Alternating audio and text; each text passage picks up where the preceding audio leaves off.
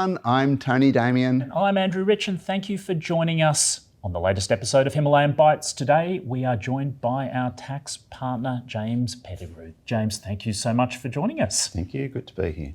It's great to have James here. Today, we'll be focusing on CGT rollover relief. So there is so much we could talk about in Taxland, James. We thought we'd kick off your first appearance on the show with rollover relief. So CGT rollover relief.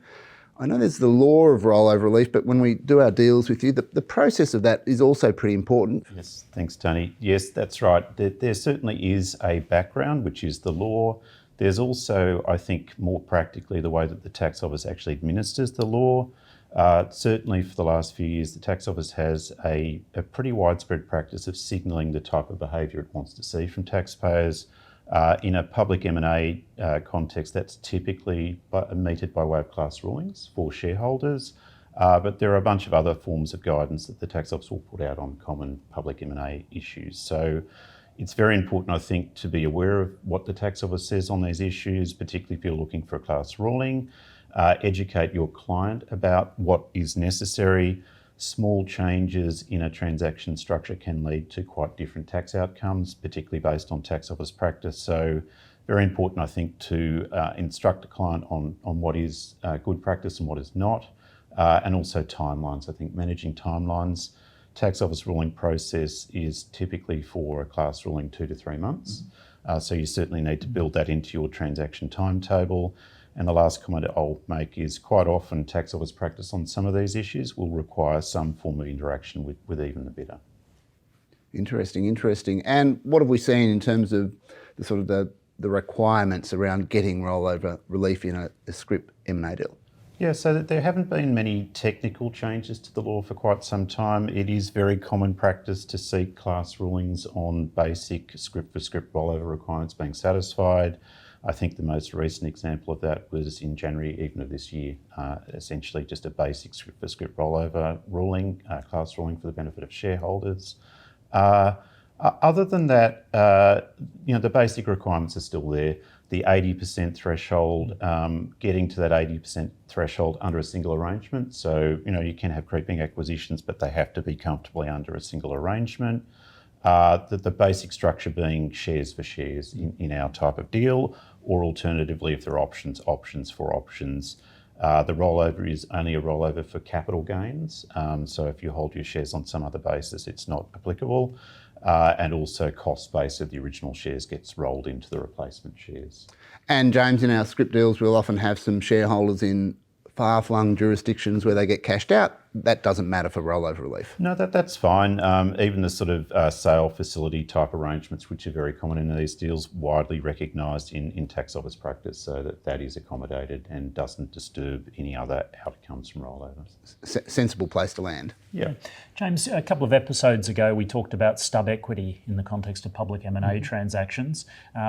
One issue that always crops up on any stub equity deal in the planning and preparation stages is the availability of CGT rollover relief in those types of transactions. Yeah. What's required in order to get CGT rollover relief? Yeah, so I think that this keys into a particular requirement in the rollover. Quite typically in these types of deals, there will be an acquisition structure. If you've got a foreign acquirer, they will typically set up an Australian acquisition structure. That could be a holdco bidco or a holdco midco bidco structure. The important thing where that chain in Australia is a wholly owned corporate group is that even if your bidco, say, is literally the acquirer of the shares, the relevant shares that have to be issued have to come from the holdco, so the ultimate holding company in that structure. When we play that through to stub equity, and if we're looking for a rollover outcome for people that roll into stub equity, which I think we would, you have to issue the shares out of that top co. So I think that's a very important thing to bear in mind. James, another question, if I may. Demergers, the availability of CGT rollover relief there, always also another topical area. Yeah. Not a straightforward process, as I understand it. No, it's not, and it's an interesting reflection on the tax office practice point I think we've already made. I wouldn't like to have been one of the early people in the evolution of that process because it has been something that has evolved over time. So way back 2012, a bit of a practice started to emerge from the ATO, and we're talking about a transaction involving a spin-off, so a reorganisation demerging something that an acquirer may not want, or maybe that the group wants to retain it with its shareholders. So prior to merger, and then a very quick acquisition of the remaining group by the acquirer.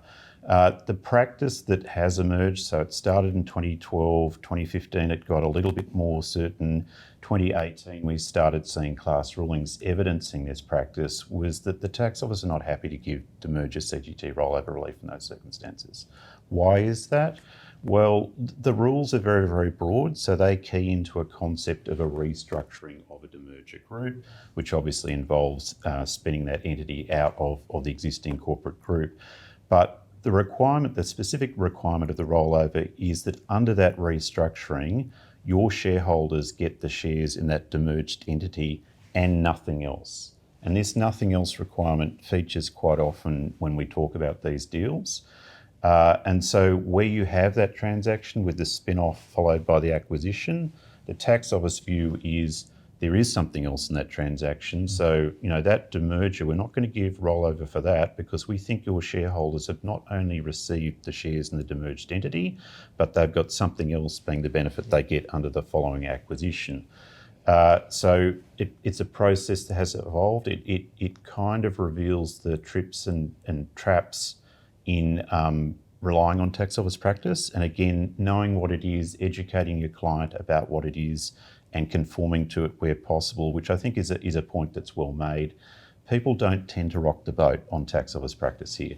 Whether you might have quibbles around the edges in terms of the analysis, tight timelines on these transactions, you want the certainty of a class ruling for your shareholders. So typically you will roll with whatever the advertised tax office practice is. The footnote to this practice now is that the tax office, having received, I think, a little bit of criticism about the practice not being entirely transparent, did issue a public determination in 2020 where they advertised this view. So now everybody's aware, everybody conforms to it. I'd say it's potentially somewhat frustrating for some people, but that is the lie of the land at the moment. Rolling with ATO practice, pun surely intended. James Pettigrew, thank you very much for joining us today. Thank you. Thank you, James. In the next episode of Himalayan Bites, we will be covering some interesting developments in the takeovers panel. That is one not to be missed. We look forward to you joining us then.